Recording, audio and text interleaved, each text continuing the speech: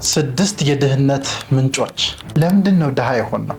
እንደ ሀገር ለምንድን ነው በገንዘብ ጦት እንደዚህ ብንቸገረው? እንደ ሀገር ብቻ ሳይሆን እንደ አህጉር እንደ አፍሪካም ካያችሁ ድሃ ነን። ፋይናንሻሊ ስቴብል አይደለንም። ኢኮኖሚካሊ ጥሩ አይደለም። ለምን? እኔ በዚህ ቪዲዮ 6 ምክንያቶችን ጠቅሳለሁ። ጀነራላይዝ አድርጌ የድህነት ምንጭ ይሆናሉ ወይም ምክንያት ምላቸውን እናንተ የራሳችሁን ደግሞ ኮሜንት ላይ አስቀምጡልኝ። ታላቁ ሊቃውንት ሊቅነት ነኝ። እስከ መጨረሻው አብራችሁኝ ቆዩ። ድህነት እንዴት ነው? አያስጠላም? ይደብራል። እኔ በተወሰነ መልኩም ቢሆን አምልጬ እየወጣው ነው፣ ራሴ ነፃ እየወጣው ነው በስራዎቼ፣ በቢዝነሶቼ፣ በሶሻል ሚዲያው እና ድህነትን መጠየፍ አለብን ብዬ አምናለሁ። ግን ድሃ የሚያደርጉንን ምክንያቶችን ማወቅ ደግሞ ላይክ ሀብታም ለመሆን በገንዘብ መንደርደሪያ ናቸው ብዬ አስባለሁ። ምክንያቱም እኔም በህይወቴ አፕላይ አድርጌያቸዋለሁ። ግን እንደ ሀገር ካየን ድህነቱ ጭራሽ እየባሰ ነው እየሄደ ያለውና የድህነታችንን ምክንያት አውቀን ድሃ ያደረጉንን ነገሮች አውቀን እነዛ ላይ ከሰራን የተሻለ ውጤት በገንዘብ በኢኮኖሚ እናመጣለን ብዬ አስባለሁ። 6 የድህነት ምንጮች ብዬ ነው በዚህ ቪዲዮ ማካፍላችሁ ዛሬ። የመጀመሪያው ያው መንግስት ነው። የመጀመሪያው ያው ድሃ የምንሆንበት ምክንያት ያለንበት ሀገርም ይመስለኛል እና ገቨርንመንታል ፖሊሲው እንደ ሀገር በጣም የምንተዛዘብበት ዘመን ላይ ደርሰናል። ስፔሻሊ መንግስት የምንለው አካል ኢንተርፕረነርን፣ ወጣትን፣ ስራ ፈጣሪን ወይም ቢዝነስን የሚሰራን ሰው ገንዘብን ለማፍራት የሚጥርን ሰው ሳፖርት እያደረገ ያለበት ጊዜ ላይ አይደለንም። እኔ እንጃ ሪፖርቶች ላይ እንደዛ ሊል ይችላል።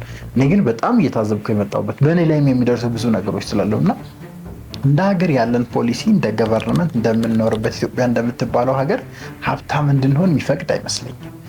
አምናለሁ አይደለም ብዬ አምናለሁ ሙሉ ለሙሉ እና ያ የመጀመሪያው ምክንያት ይመስለኛል። ለምን የምንኖርበት ሀገር ሀብታም እንድንሆን የሚገፋፋን ካልሆነ፣ ኦፖርቹኒቲዎችን የሚያመቻች ካልሆነ፣ በተቃራኒው ወደ ድህነት እንድንገባ ኢኮኖሚካሊ ራሳችንን ሳፖርት እንዳናደርግ የሚደቁሰን የሚኮረኩመን አይነት ገቨርንመንታል ሲስተም ከሆነ ያለው ምን ጥያቄ ያለው? ድሃ ለመሆን ይቻላል እንዴ? የመጀመሪያው ምክንያት ነው ብዬ የማስበው እሱ ነው። ስለዚህ ይሄ ሀብትን እንፈጥር፣ ኦፖርቹኒቲዎችን ወይም እድሎችን የሚያመቻች ሲስተሞችን የሚዘረጋ ወጣቱ፣ ትውልዱ፣ ነጋዴው ገንዘብን ሞር ቫሊዩን ክሬት አድርጎ ገንዘብን እንዲያካብት የሚያደርግ አይነት ሲስተም የለንም። እንደ ሀገር ብቻ ሳይሆን እንደ አፍሪካ ይመስለኛል። ሰው እንደዚህ አይነት ፖሊሲዎች እንደዚህ አይነት ገቨርንመንታል ሲስተሞች ስለሌሉ እንደ አህጉር በቃ ወድቀናል። እንደ አህጉር በገንዘብ ተመተናል። ኢኮኖሚካሊ በጣም ፑር ሆነናል። ክሬቲቪቲን የሚያበረታታ አዲስ ነገር ፈጥራችሁ የምትሸልሙ አይነት ሲስተም ሳይሆን ያለው ያላችሁን ሲስተም ያላችሁን ነገር ተጫጭራችሁ ከዛም ከዚህም ብላችሁ የምትጀምሩትን ነገር የሚመታ እንዳታድጉ የሚያጎሳቁል በተለያዩ መልኩ በግብሩ በምናም የሚያጨናንቅ ስትረስ ውስጥ የሚከት አይነት ሲስተም ውስጥ ስለሆነ ያለ ነው። ዳስ ዘ ፈርስት ሪዝን ብዬ አምናለሁ ድሃ የምንሆንበት እና ይሄን ማስተካከል የሚችለው ያለንበት ገቨርንመንታል ሲስተም ነው። ስለዚህ እንደ ሀገር ሀብትን ክሬት እንድናደርግ ገንዘብን ሞር ክሬት እንድናደርግ ኦፖርቹኒቲዎችን እንድንፈጥር ያለውን ሪሶርስ እንድንጠቀም የሚያደርግ አይነት ፖሊሲ እስካልተዘረጋ ድረስ ድህነታችን ይቀጥላል ብራዘር። ስለዚህ ይሄን ያው ለመንግስት ወይም ለስልጣን ላይ ላሉ አካላት ማስተላልፈው መልእክት ነው። ሲስተሙ ቢስተካከል፣ ኢንተርፕረነሮች ቢበረታቱ፣ እንደኛ አይነት ወጣቶች ለመስራት ለመጣር በሚሞክሩበት መንገድ ውስጥ ኦፖርቹኒቲዎች ቢመቻቹ፣ የስራ እድሎች ቢፈጠሩ፣ ትስስሮች ቢኖሩ ሪፖርት ላይ ካለው በተጨማሪ በአካል በቃ ሪፖርት ላይ ያለው እንዳለ እናውቃለን፣ ግን ሪሊ እንዳለ ቢመቻች በእርግጠኝነት ከድህነት እንወጣለን ብዬ አምናለሁ። ሁለተኛው የድህነታችን ምንጭ ነው ብዬ ማስበው እኔ ለገንዘብ ያለን ካልቸራል አቲቲዩድ ጥሩ አለመሆን ብዬ አስባለሁ። ገንዘብ በጣም ነው የሚጠላው በነገራችን ላይ ታውቃላችሁ። እንደኛ ማህበረሰብ አሁን እኔ አንድ ስቴፕ ወደ እናትና ወደ አባቴ ብሄድ ለገንዘብ ያላችሁ እይታ ጥሩ አይደለም። which means ገንዘብ በጣም ኢምፖርታንት ነው፣ አስፈላጊ ነው ለህይወት ብለው የሚያስቡ ሰዎች አይደሉም። በቃ የሆነ አማውንት ኦፍ ማኒ ከመጣ ገቢ ካገኘ ምግብ እህል ምናምን ከበላን በቂ ነው ብለው የሚኖሩ ሰዎች ናቸው። ይሄ የራሳቸው አመለካከት ሊሆን ይችላል፣ ግን ያ አቲቲዩድ ፋይናንሻሊ ያለን ሎ የሆነ አቲቲዩድ እና አመለካከት ሀብታም እንዳንሆን አስሮ ይዞናል። ቀስሮ ኔጌቲቭ አድርጎ ይዘናል። በየእምነት ተቋማቱ፣ በየባህላችን፣ በየአለባበሳችን፣ በየትዳር ሲስተሙ፣ በምንጋባበት መንገድ ምናምን ብቻ ለገንዘብ ያለን እይታ ጥሩ አይደለም። አቲቲዩዳችን ጥሩ አይደለም። ኃጢአት እንደሆነ ገንዘብ ነው የምናስበው። ብዙ ገንዘብ ማካበት እንደማይገባን፣ ለብዙ ገንዘብኛ የተፈጠረን እንዳልሆንን፣ እንደማንመጥን፣ ለሀብት ዝግጁ እንዳልሆንን ምናምን ነው አብዛኛው ካልቸራሊ ምናምን ነው። በሃይማኖትም ያለ ባክግራውንድ ያው እንደነገርኳችሁ ገንዘብ ያጣስር እንደሆነ ብዙ ገንዘብ በክፋት ገንዘብን ከክፋት ጋር ማገናኘት ክፉ የሚሰራ ሰው ብቻ እንደሆነ ሀብታሞች ታውቁታላችሁ አብዛኞቻችሁ። እና ያ አቲቲዩድ የድህነታችን ትልቁ ምንጭ ነው ብዬ አምናለሁ። እንደ ሀገር ያን ካልቸር ማስተካከል አለብን። አሁን እንደዚህ አይነት ትምህርቶችን እኔ ይዤ የምመጣው ለዛ ነው። እዛ ጋር ሼክ ካላደረግን የካልቸራሊ የተዘረጋውን ኔጌቲቭ አቲቲዩድ ስለ ፋይናንስ ም በገንዘብ ሀብታም አንሆንም። እንደምታዩት ደግሞ በገንዘብ ሀብታም ካልሆነ ኢኮኖሚካሊ ራሳችንን ከፍ ካላረግን መኖር ማንችልበት ስቴት ላይ መጣል። መኖር መተንፈስ ምናምን ይሄ ኖርማል ነገሮች አይደለም። መኖር፣ መብላት፣ ሰርቫይቭ ማድረግ፣ ልጅህን ማስተማር፣ እናትህን ማሳከም፣ ቤተሰብን ማገዝ፣ ራስን ቤት ኪራይን ከፍለህ መኖር ኢቭን ማንችልበት አይነት ስታትስ ላይ እየመጣ። ስለዚህ ካልቸራሊ ለገንዘብ ያለን መጥፎ እይታ ካልተስተካከለ ድህነታችን ይቀጥላል። ስለዚህ በተቻለ አቅም ለገንዘብ ያለን ለፋይናንስ ያለንን አቲቲዩድ አመለካከት ማስተካከል ከድህነት ወጥተን ወደ ሀብት ማማ እንድንወጣ እንደው መልታይ ሀብታም ባንሆን እንኳን መልታይ ቢሊዮነር ባንሆን እንኳን በገንዘብ እንዳንቸገር በቃ ገንዘብ ለትንንሽ ነገሮች ገንዘብ አጣን ህይወታችን እንዳያስጠላ ያገዘናል ብዬ አስባለሁ። ስለዚህ ይሄ እንደ ግለሰብም ወርዳችሁ ራሳችሁ ጋር ማስተካከል የምትችሉት ነገር ነው፣ ፋይናንሻሊ ያላችሁን አቲቲዩድ ማረም። ስለዚህ አሁን እንደ እናቴና እንደ አባቴ አይደለም ማስበው ስለ ገንዘብ። ገንዘብ ቬሪ ኢምፖርታንት እንደሆነ የዚህ ምድር በቃ ምንጭ ሶርስ እንደሆነ ለመኖር እጅግ በጣም አስፈላጊ ነገር እንደሆነ አምናለሁ። ስለዚህ በዛው ልክ ያን ለማግኘት ቫልዩ ክሬት አደርጋለሁ፣ ኮንቴንቶች ክሬት አደርጋለሁ፣ ቢዝነሶች ላይ ስራዎችን አስፋፋለሁ። ይሄን አቲቲዩድ ማስተካከል ከድህነት አረንቋ ያወጣናል ብዬ አምናለሁ። ሶስተኛው የድህነታችን ምንጭ ምንድን ነው? ሶስተኛው የድህነታችን ምንጭ በአንድ ገቢ ላይ ብቻ መቆም ወይም ስታክ ማድረግ ነው። ይሄ የብዙዎቻችን ቤት ያንኳኳል ብዬ አስባለሁ። እኔም በልጅነቴ ሳድግ እያዩ የመጣሁት ነገር ስለሆነ። ስለዚህ የመጀመሪያው ምክንያት ካለፋችሁ ከተስተካከለ፣ ለምሳሌ ገቨርንመንታል የሆነ ፖሊሲ ምናምን ከተስተካከለ በኋላ ለገንዘብ ያላችሁ አቲቲዩድና እይታ ከተስተካከለ በኋላ ሀብታም ለመሆን የሚያግዛችሁ ሶስተኛ ላይ የመጣሁት ምክንያት ነው። ማልቲፕል ሶርስ ኦፍ ኢንካም ቢልድ ማድረግ። አብዛኞቻችሁ ካያችሁ ቤተሰቦቻችሁን አንድ የገንዘብ ምንጭ ነው ያላቸው። ወይ ተቀጥረው ሐኪም ናቸው የሆነ ቦታ ይሰራሉ እንደኔ አባት፣ ወይ እንደኔ እናት አስተማሪ ናቸው የሆነ ቦታ ያስተምራሉ። በቃ በትምህርት በምታስተምረው ነገር የምታገኘው ደሞዝ አለ፣ እሱም በሚሰራው ስራ የሚያገኘው ደሞዝ አለ። ሌላ የገቢ ምንጭ የላቸው። ይሄ የአብዛኛው ሰው የድህነት ምንጭና ምክንያት ነው። ስፔሻሊ በዚህ ዘመን አንድ የገቢ ምንጭ ከሆነ ያላችሁ መኖር ምን ያህል ከባድ እንደሆነ።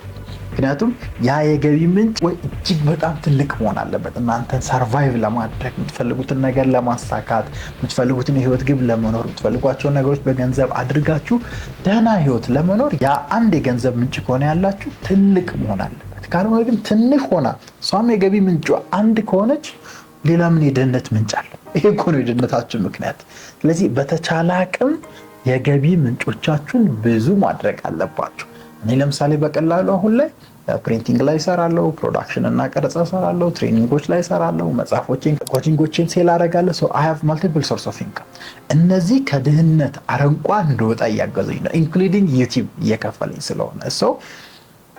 ሶ ማልቲፕል ሶርስ ኦፍ ኢንካም ወይም 2 እና 3 አማራጭ የገቢ ምንጭ ከሌላችሁ ድሃ ነው የምትሆኑት። ስለዚህ በተቻላችሁ አቅም አሁን ካላችሁ በተጨማሪ ሳይድ ሀስል ይባላል ብዙ ጊዜ በትርፍ ሰዓት የምትሰሩት ካልሆነ በሌላም መንገድ ሰርታችሁ ቢዝነስም ሊሆን ይችላል አስፋፍታችሁ የገቢ ምንጫችሁን ካልጨመራችሁ guys you are going to be stuck in poverty። ስለዚህ ይሄ እንዲሁም ዋነኛው ነው ብዬ አስባለሁ። የመጀመሪያ ሁለቶቹን ካለፋችሁ የኛውን ማስተካከል ሞር ሀብታም እንድትሆኑ፣ ሀብታም ብቻ ሳይሆን በገቢ ራሳችሁን እንድትችሉ፣ ወጣት ከሆናችሁ እንዳትቸገሩ፣ የቤት ኪራይ መጣ አልመጣ ብላችሁ እንዳትሳቀቁ፣ ዛሬ ዳቦ ነው እንጀራ የሚበላው ምሳ ዘላለሁ ብላችሁ እንዳትጨናነቁ በህይወት ኢንካም ሶርሳችሁን ወይም የገቢ ምንጫችሁን 2 3 4 እያደረጋችሁ መሄድ አለባችሁ። እንዴት ለሚለው በቀጣይ ቪዲዮዎችን እንሰራለን። ግን ሶስተኛው ምክንያት ይሄ ነው፣ አስተካክሉት ሀብታም መሆን ከፈለጋችሁ። አራተኛው የድህነት ምንጭ ነው ብዬ ማስበው ሌሎችን ለማስደሰት መኖር፣ ለታይታ መኖር። ይሄ የብዙ የአበሻ ችግር ነው ብዬ አስባለሁ። ከዚ አይ ዶንት ኖ ፒፕል ፕሊዘር ነን እኛ እንደ ሀገር ካያችሁ which is እናቴ እንድትደሰት ብዬ ማድረግ ያለብኝን ነገር አደርጋለሁ። እህቴን ለማስደሰት ብዬ መሄድ የሌለብኝ ቦታ ሄዳለሁ። ወንድሜ እንዳይከፋው ብዬ መወሰን የሌለብኝን ውሳኔ ወስናለሁ። በዛ ውስጥ ያ ነገር ደግሞ አብዛኛው ከፋይናንሻል ህይወቴ ጋር ይገናኛል። ለማትፈልጉት ነገር ወጪ ታወጣላችሁ። ወይኔ እሱ ቅር ከሚለውማ ገደል ይግባ ምናምን ብላችሁ ገንዘባችሁን ወጭ አድርጋችሁ ማይሆን ቦታ ታስቀምጣላችሁ which is the main source of poverty። እንደ ሀገር እንደ አህጉር ትልቁ የድህነታችን ምንጭ ይሄ ነው አንዱ። ያ ማለት ለታይታ መኖር። ለምሳሌ መግዛት የሌለባችሁን ሸሚዝ ወይኔ ማዘንጬ ቢሮ ካልሄድኩ ምን ይሉኛል በሚል ምክንያት ከወራችሁ ሳይሆን ከቀጣይ ወር ደሞዛችሁ ተበድራችሁ መገዝ ሰዎች የላችሁ። በቃ this is why you are poor። ስለዚህ ፋይናንሻሊ ጥሩ ቦታ እንዳትደርሱ የሚያደርጋችሁ ማያስፈልጋችሁን ነገር ግን ለሰዎች ለታይታ ብላችሁ ፋይናንሳችሁን መርጨት፣ ገንዘባችሁን ማባከን፣ ማያስፈልግ ቦታ ገንዘባችሁን ማዋል የድህነታችሁ ምንጭ ነው። ሶ ስታፕ ሊቪንግ ቱ ፕሊዝ አደርስ። ሌሎችን ለማስደሰት ሳይሆን መኖር ያለባችሁን የሚገባችሁ በህይወታችሁ በገቢያችሁ ልክ ተመጣጣኝ የሆነ ህይወትን ኑሩ። በራሳችሁ እይታ በራሳችሁ አእምሮ ወስናችሁ። ከዛ ውጪ ለታይታ ለሾው የሆነን ሰው ለማስደሰት የሆነ ሰው ቅር እንዳይለው የሆነ ሰው እንዳይከፋው ብላችሁ ገንዘባችሁን ምትረጩ፣ ለዛውም ያለችውን እቺን በዚህ ኑሮ ውድነት አስባል እሷን ምትረጩ፣ እሷን የተለያየ ቦታ ምትበትኑ ሰው ከሆናችሁ ሀብት እንኳን ሀብትን ተውት፣ ሀብት አይመጣም። የሀብት መምጣት ብቻ ሳይሆን በቂ የሆነ ኑሮ ብቁ የሆነ ኑሮ ተቀጣይ ወር ደሞዛችሁ ተበድራችሁ ጫማ ሌሎችን ለማስደመም የምትገዙ ከሆነ how are you going to survive? እንዴት ሰርቫይቭ አድርጋችሁን ሀብታም የምትሆኑት? እንዴት ነው አጠራቅማችሁ የራሳችሁን ነገር የምትከፍቱት? it's going to be hard። so ለታይታ መኖርን አቁም። እንዲህ አይነት ባህሪ ያላችሁ ሰዎች ኢንዲቪጁዋሊ እናንተን ስለሚነካ ማስተካከል አለባችሁ። ወደ ቀጣዩ ነጥብ ልምጣ። አምስተኛው የድህነት ምንጭ ብዬ የማስበው በትክክለኛው መንገድ ገንዘብን ሴቭ አለማድረግ፣ ገንዘብን አለመቆጠብ። ይሄ ብዙዎች ፋይናንሻሊ ኢንተሌክት የሚባሉ ሰዎች በተለያየ መልኩ ያብራሩታል። which is saving is the first move to being rich ይላሉ ብዙዎቹ። ሴቭ ማድረግ ወይም መቆጠብ ወደ ሀብት ለምታደርጉት ጉዞ የመጀመሪያው ስቴፕ ወይም የመጀመሪያው ደረጃ ነው። በጣም የምወደው አንድ ፕሪንሲፕል አለ መጽሐፍ ላይ ማቀውና ከምታገኙት ገቢ ከምታገኙት ገንዘብ የተወሰነ ፓርት ለእናንተ ማስቀመጥ አለባችሁ የሚል ፕሪንሲፕል አለና ምን አይነት ፕሪንሲፕል ነው? ቤዚካሊ አብዛኛው ሰው ለምሳሌ ደሞዙ 20 ሺህ ብር ከሆነ የሆነ ፓርቱን ለቤት ኪራይ፣ የሆነ ፓርቱን ለልብስ፣ የሆነ ፓርቱን ለትምህርት ቤት ብቻ ከፋፍሎ ለራሱ ምንም ሳያስቀር ለሌላው ነው የሚሰጠው። አይኖ አስፈላጊ ነገሮች ናቸው እነዛ ነገሮች፣ ግን ለራሱ ብሎ የሚያስቀምጠው ገንዘብ የለም። ስለዚህ በተቻላችሁ አቅም ለራሳችሁ ብላችሁ ሴቭ የምታደርጉት የኔ ብላችሁ የምታስቀምጡትና ለነጋችሁ ለሀብት ጉዟችሁ ለነገ ለሀብት መንደርደሪያ የሚሆናችሁን ገንዘብ ሴቭ ማድረግ እጅግ በጣም አስፈላጊው ፋይናንሻል ስኪል ነው። የድህነት ምንጫችሁ ደግሞ የሚሆነው ሴቭ አለማድረግ ነው። ስለዚህ የምታገኙትን ሁሉ የምትበትኑ ብላው ብሪነ በጫት በመጠጥ በሱስ ጓደኛ ላይ ኢንቨስት በማድረግ ምንም አይነት ገንዘብ ወደ ራሳችሁ እያስቀራችሁ ካልሆነ እድናችሁ ሙሉ ድሃ እየሆናችሁ ነው የምትቀጥሉት። ፋይናንስ መጀመሪያ ሴቭ ተደርጎ ነው ለሆነ ጥሩ ዓላማ መዋል የሚችለው። ስለዚህ ሴቭ የማድረግ ባህል ከሌላችሁ ድህነት አባታችሁ ነው የሚሆነው፣ ቤቱን ነው የሚዘራው ራያችሁ ላይ።